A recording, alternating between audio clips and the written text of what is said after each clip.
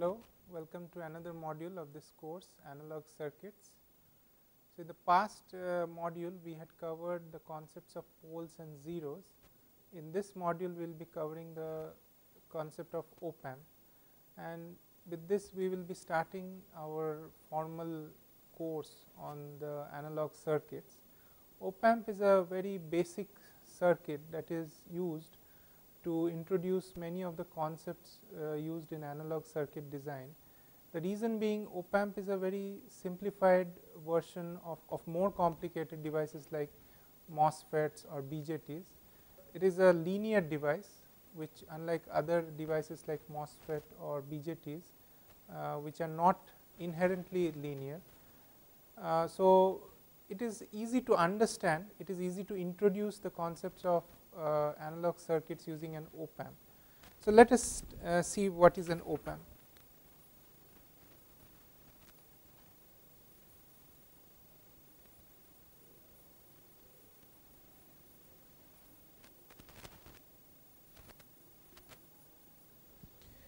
An operational amplifier is called an OPAMP by taking the first two letters of operational and the first three letters of the word amplifier. So, why is it called an operational amplifier? The reason it is called an operational amplifier, because number one, it is an amplifier, voltage, specifically a voltage amplifier. That is, if you have a low value voltage at the input, it can produce a higher value voltage at the output. And secondly, it is used to perform operations, various operations like summing, difference, and many other operations that we shall see in this course as we proceed along this module. So, that is why it is called an operational amplifier, that is, it can perform operations and it is an amplifier. That is a very simple definition of OPAMP. Now, but now let us see the properties of an OPAMP. Before going on to the properties of an OPAMP, we have actual OPAMPs that can be bought from the market, but these OPAMPs are not that can be purchased from any vendor. These are not the so called ideal OPAMP, they are real OPAMPs. So, to begin with, we shall start with an ideal OPAMP. So, what is an ideal OPAMP? An ideal OPAMP is represented by this circuit. This is the circuit used to, it has 3 terminals, an output and 2 input terminals. One input terminal is labeled by a minus sign, the other input terminal is labeled by a plus sign. The one which is labeled by a minus sign is called an inverting input or the inverting terminal. The one labeled by the positive sign is called a non-inverting terminal. Now, for an ideal OPAMP, it has some properties. Number one, it is highly linear. What do you mean by the term linear? So, the first property is that the OPAMP is a highly linear device. Now, what do you mean by this term linear? When I say linear, it means follows the principle of linearity. And what is the principle of linearity? That suppose you have your output represented as yt, then yt will be proportional to the input xt. So, xt is the input, yt is the output, and alpha is a constant. If this relationship holds in any system, then such a system is said to be linear. In addition to this, there is one more property, which has to be satisfied for a system to be called linear, which is superposition.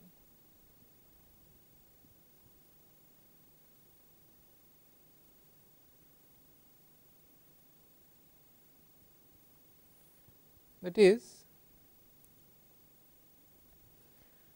if x1 t is the one input and x2 t is another input, and suppose due to this x1 t I have an output y1 t, and due to this x2 t I have an output y2 t, then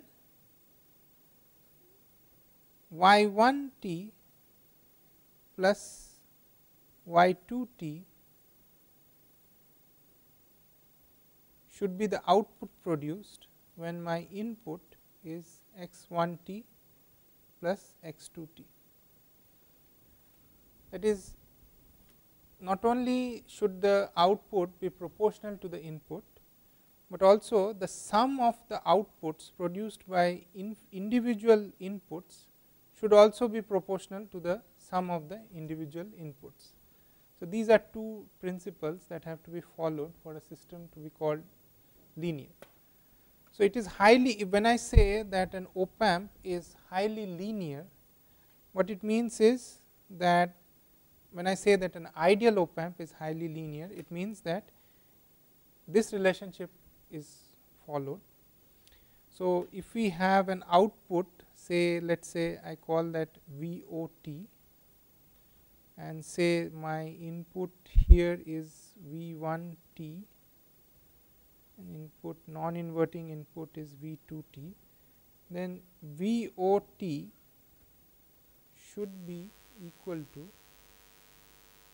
V2T minus V1T. Okay.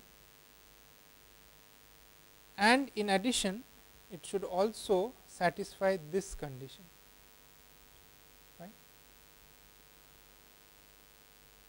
So, it is highly linear. Then what are the other properties? Gain is infinite.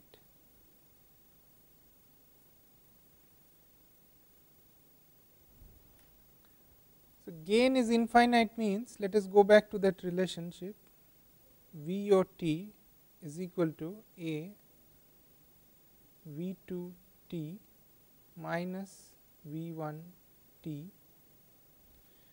So, this gain A is infinite. If it is infinite, then this might be a little counterintuitive, that if A is infinite, then obviously VO should always be infinite. Another way of looking at the same problem is, let us see what happens to V2T minus V1T, that is equal to VOT upon A. Now, since A is infinite, therefore, we can say that this is always equal to 0, which in turn implies that V2T is always equal to V1T. Now, this condition, if I can redraw my OPAMP,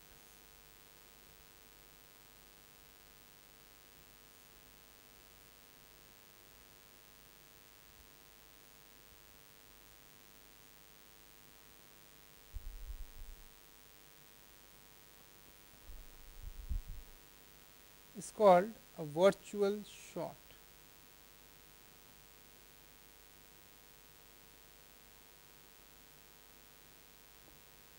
Virtual short means these two terminals, the inverting and non-inverting terminal,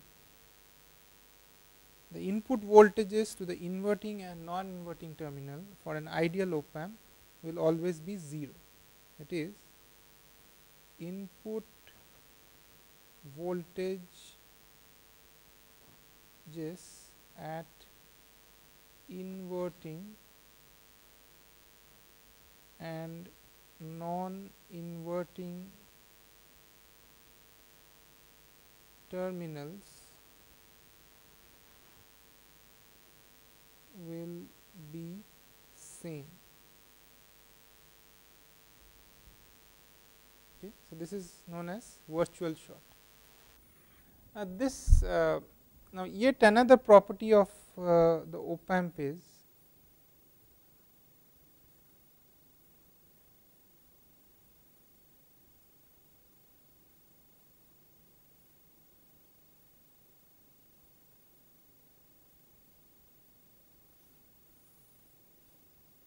so once again we have our OPAMP inverting, non-inverting, output. Now, if you calculate the input impedance Z in is always equal to infinity, and the fourth point is output impedance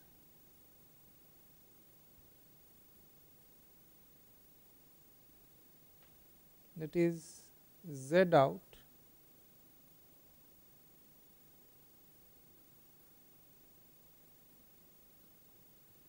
is equal to 0.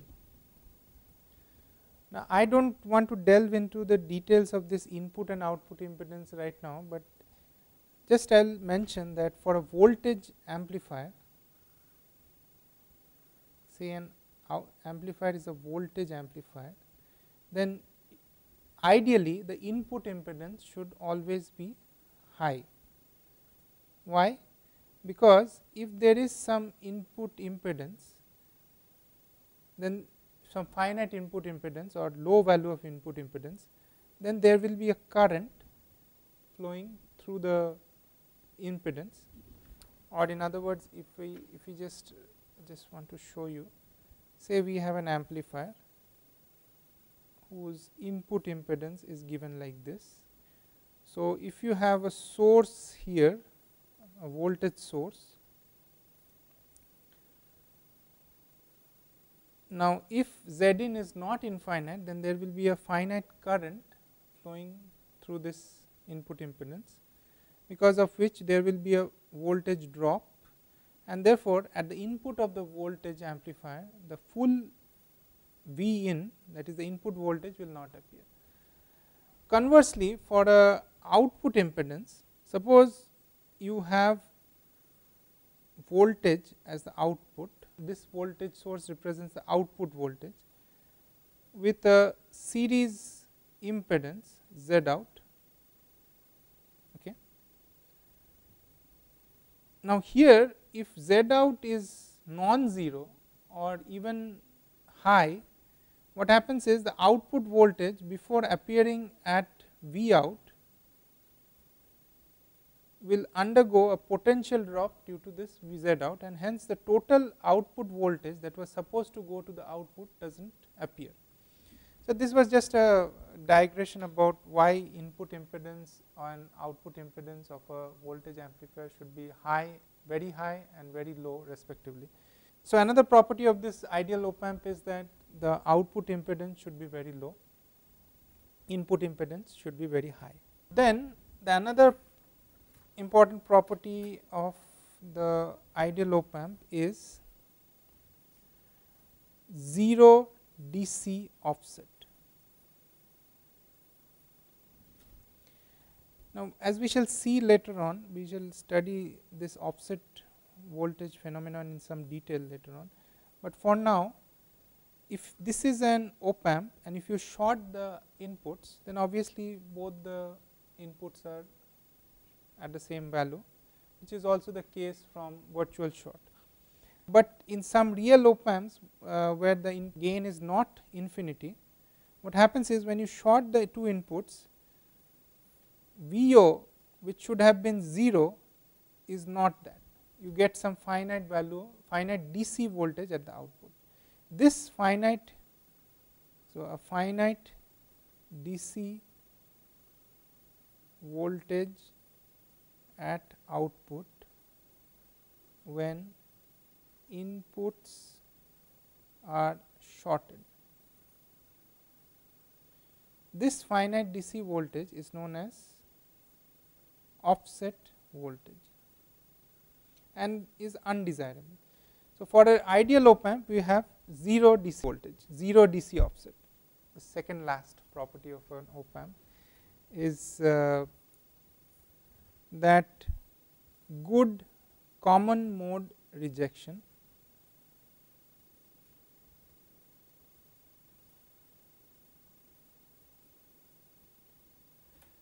So, common mode out at the output means, suppose you have two inputs,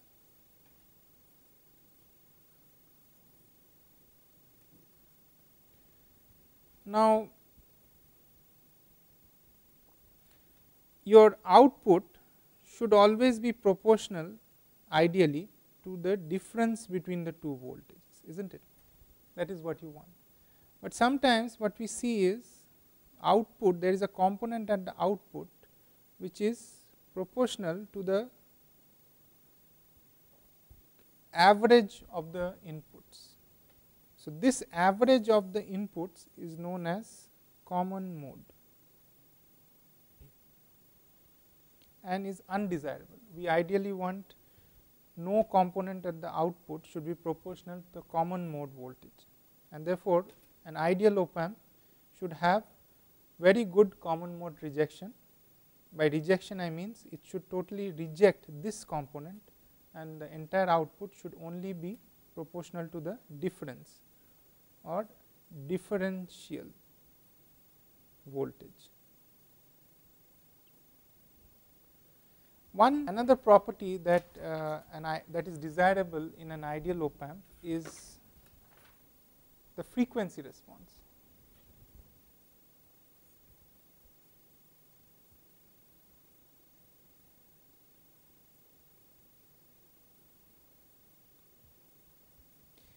That is, op amp should perform in the same manner over infinite range of frequencies. Usually amplifiers act like a low pass filter. So, there is a DC gain which is usually high, and then slowly the gain peters off as the frequency increases. So, this is on a log scale, this frequency is plotted on a log scale, that is, this is log of f on the x axis, and this is in dB. So, decibel means 20 log of A0 dB. This is the formula for converting from absolute magnitude to dB. So, this has been plotted, this amplitude has been, or output amplitude has been plotted in dB. This x axis, the frequency is on a log scale. This is the usual pattern that we see, that the amplifier does not perform the same way over all frequencies. If A0 is the output amplitude at D0 frequency or DC, we will see that as we keep on increasing the frequency, the output gradually decreases. But in an ideal op amp, that will not happen. In an ideal op amp, we will assume that our frequency response is like this remains A0. If this is the output at DC, A0 will continue to be the value over all frequency ranges. Now, one property that I mentioned is actually derivable from another property. For example, I said that the input impedance of an ideal op amp should be infinity.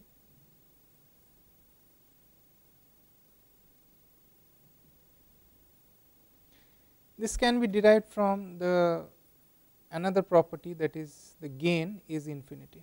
So, we know that V2 is equal to V1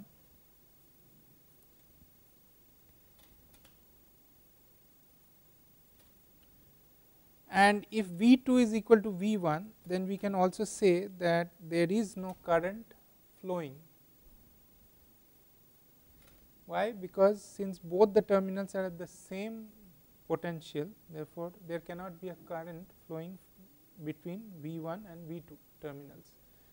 And therefore, if so, this implies that current I is equal to 0, and from this, since I is equal to 0, this implies that input impedance is equal to infinity. A normal OPAMP that you buy from the market, you can purchase various OPAMPs that are available. The chip that the OPAMP is actually in the form of a chip, and one possible chip, one chip that I know of has a layout of the various pins like this.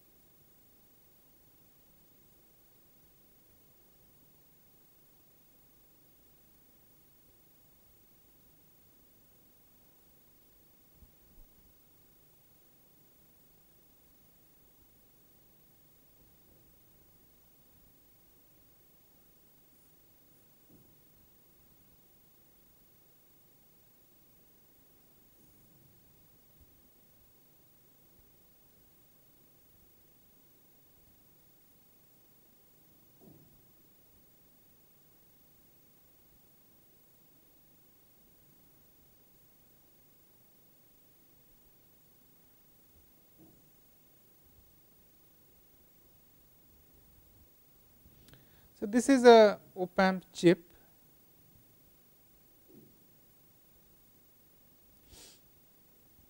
These are this is the inverting input, this is the non-inverting input, this is the output. So far these agree with the circuit that we have drawn. So, this is VO, V1, V2. In addition to that, there is also the power supply, because the OPAMP is after all an active device and it will need a DC power supply for its operation. So, two terminals, one for the positive and one for the negative terminal of the power supply. Then there is a frequency compensation. Some chips which are where you can connect some external elements like inductors, capacitors or resistors to compensate for the frequency response. As I said, an OPAMP, a real OPAMP will have its gain decreasing with increasing frequency, or we might want to compensate, or we want to change the response for stability of the amplifier. So, for all those purposes, some additional pins have been provided where you can connect some external resistance, capacitance or inductors to change the frequency response characteristics of the OPAMP. Then there is a DC balance, some pins dedicated for DC balance of the OPAMP. So, DC balance means the offset voltage, that is a problem, or as we shall see later, there is also something called offset current. So, to compensate for them, we have some provisions for pins where properly designed external resistors can be connected to reduce those offset voltages and offset currents. Usually for an ideal OPAMP, we can draw a simple equivalent diagram. So, equivalent circuit. Now, what is an equivalent circuit? An equivalent circuit is a circuit where a somewhat complicated circuit is represented in terms of simple circuit elements. It gives a better visualization of this circuit. So, if you have an OPAMP, the inside of this OPAMP is like a black box, but if we through an equivalent circuit, we can get a little bit more information about what is going on inside. So, an OPAMP, for an ideal OPAMP,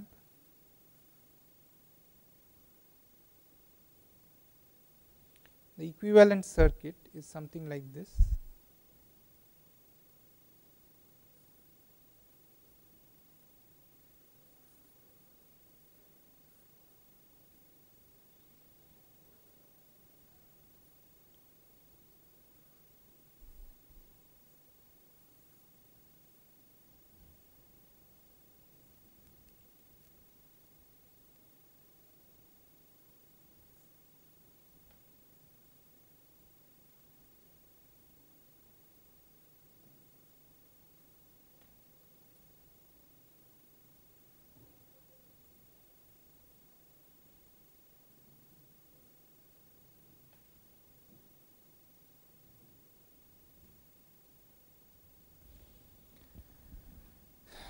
So, this is the equivalent circuit. As we can see, the input voltage is directly fed without any impedance connected between the terminals. So, no impedance connected means the input is an open, basically open means input impedance is infinite, and at the output we have a voltage source. This is a dependent voltage source whose value which is proportional to the input voltage E g. Instead of V in, we can write this also as E g, okay. And this E g basically appears at the output as E 0. There is no, the output impedance is 0, so no impedance is connected, and we have E 0 is equal to A times E g. So, this is the equivalent representation of an ideal op amp. Now, for a real op amp, we have a somewhat more complicated representation like this.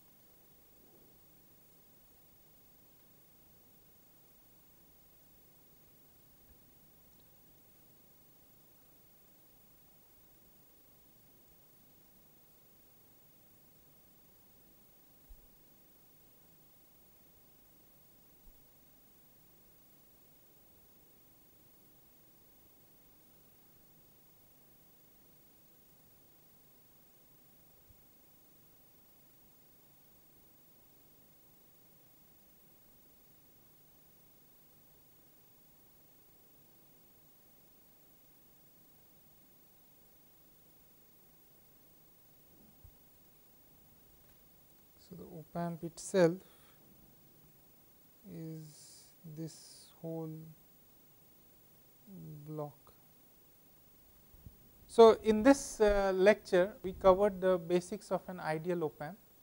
We saw its properties and also its equivalent circuit. Of course, the properties of an ideal op amp are ideal in the sense that they cannot be actually realizable, but we will see that if we start our design with an ideal op amp, we can achieve a number of circuits which though used ideal op amps can be very closely realized with real op amps as well. And of course, since they are made using ideal op amps, when we actually implement them using practical op amps, there will be some shortcomings and we shall study them. But ideal op amp gives a good template from where to design a number of circuits, and that we will cover in the next module. Thank you.